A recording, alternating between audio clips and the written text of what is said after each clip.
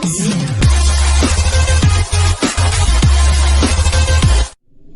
Jungle. Audio Jungle.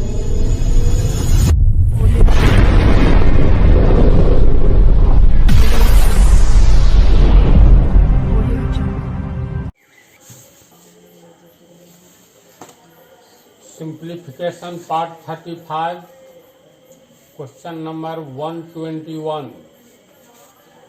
Ram Singh ने अपनी संपत्ति में से आधा भाग अपनी पत्नी को, बाकी बची संपत्ति का आधा भाग अपने पुत्र को तथा शेष संपत्ति का 1/3 अपनी पुत्री को दिया। यदि पुत्री को 1,25,000 रुपये मिले तो उसकी सारी संपत्ति का मूल्य ज्ञात कीजिए। यानी राम सिंह ने अपनी संपत्ति में से आधा भाग अपनी पत्नी को दिया।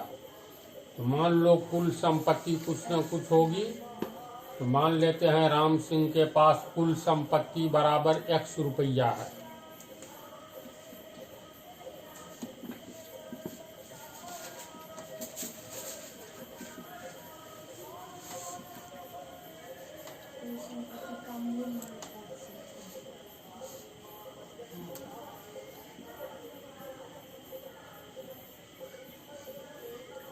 कुल संपत्ति X रुपया। अपनी संपत्ति में से आधा भाग अपनी पत्नी को दिया। तो पत्नी को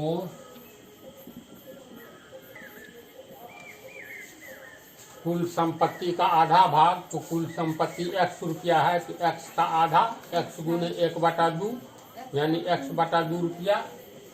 पत्नी को मिलने वाला संपत्ति बराबर X/2 रुपया। अब शेष संपत्ति कितना बच गया? अतः शेष संपत्ति, कुल संपत्ति में से पत्नी को दिया गया संपत्ति घटा दो। तो कुल संपत्ति माइनस पत्नी को दी गई संपत्ति। कुल संपत्ति X रुपया है, पत्नी को दिया X/2,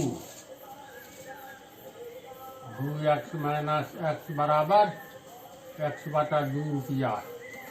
शेष संपत्ति पत्नी को देने के बाद बच गया, इसलिए शेष संपत्ति बराबर X/2 रुपया। ठीक है। अब कह रहा है बाकी बची संपत्ति का आधा भाग।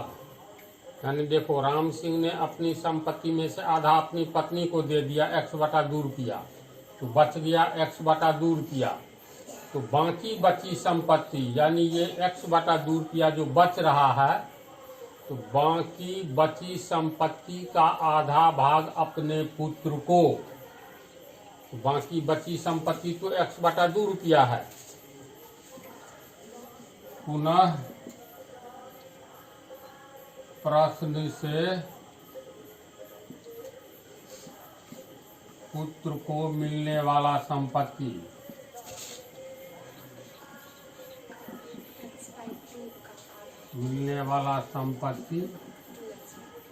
शेष संपत्ति का आधा है ना।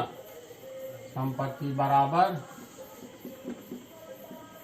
शेष संपत्ति का आधा का मतलब 1/2 भाग। शेष संपत्ति कितना बच रहा है? X/2, तो X/2 रुपये का 1/2 भाग कितना हो जाएगा? X/2 गुने 1/2 बराबर X/4 रुपया होगा। अतः पुत्र को देने के बाद बची संपत्ति कितना होगा? ये तो एक तो आधा बच रहा था, आधा में से फिर आधा दे दिया पुत्र को x/4। तो ये जो x/2 बच रहा था, इस x/2 में से आधा यानी x/4 दिया किसको? पुत्र को दिया है ना। तो पुत्र को देने के बाद बची संपत्ति, तो x/2 में से x/4 पुत्र को दे दिया, तो बच कितना गया? तो x/2 में से x/4 घटा दो क्या? तो x/2 माइनस x/4, तो ये हो गया 2x माइनस x बराबर x/4 रुपया। समझे? इसके बाद है बाकी संपत्ति का आधा भाग अपने पुत्र को तथा शेष संपत्ति का 1/3 अपनी पुत्री को दिया।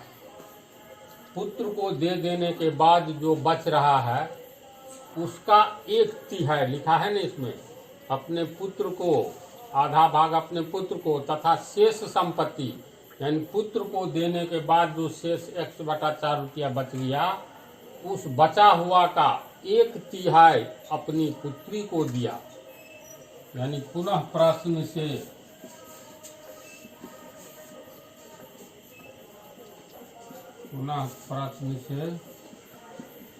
पुत्री को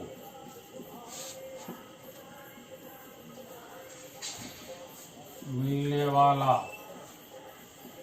संपत्ति, पुत्र को मिलने वाला कितना है?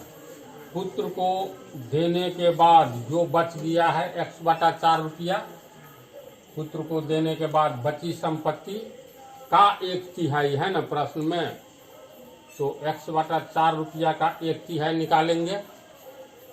तो पुत्री को मिलने वाला संपत्ति बराबर x/4 का 1/3। 1/3 का अर्थ 1/3, 1/4, 1/4। तो बची हुई संपत्ति का 1/3 यानी बच गया x/4 उसका 1/3। x/4 का 1/3 का मतलब 1/3 भाग। ये कितना हो गया? x/4 गुने 1/3 बराबर x/12 रुपया। किसको मिला? पुत्री को। फिर दे रहा है यदि पुत्री को 1,25,000 रुपये मिले, तो पुत्री को तो मिला है x/12 रुपया। तो यही x/12 रुपया के बारे में कह रहा है, यदि पुत्री को 1,25,000 मिले तो उसकी सारी संपत्ति का मूल्य कितना है, यानी राम सिंह की सारी संपत्ति का, है ना।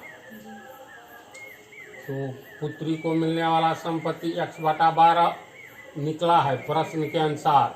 फिर प्रश्न में ही है पुत्री को 1,25,000 रुपया मिल रहा है। पुनः प्रश्न से पुत्री को मिलने वाला संपत्ति बराबर 1,25,000 रुपया। इसको मान लो समीकरण 2। अब पुत्री को मिलने वाला संपत्ति इस सब के अनुसार जो निकला है, इसको समीकरण 1। तो तमाम संपत्ति x माने हैं, उसके अनुसार प्रश्न के अनुसार चले हैं। तो पुत्री को मिलने वाला संपत्ति x/12 रुपया है, और प्रश्न में लास्ट में है पुत्री को मिला 1,25,000। तो दोनों रुपया इसका मतलब बराबर है। तो समीकरण 1 और 2 से x/12 बराबर 1,25,000 होगा।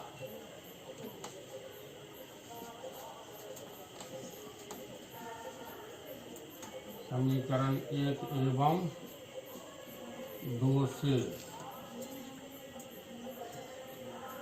x/12 बराबर 1,25,000, इसीलिए x बराबर तिरछा गुना होगा। तो 1,25,000 को 12 से गुना कर दो, सीधी सी बात है, 1200 में 15 लाख होगा ना। तो ये हो गया 15 लाख। 15 लाख का मतलब 1500,000, इतना रुपया आंसर माने है ना। माना कि राम सिंह का कुल संपत्ति 1 रुपया, समझे? कहीं कोई कंफ्यूजन नहीं है? अगले पार्ट में अगला प्रॉब्लम पार्ट में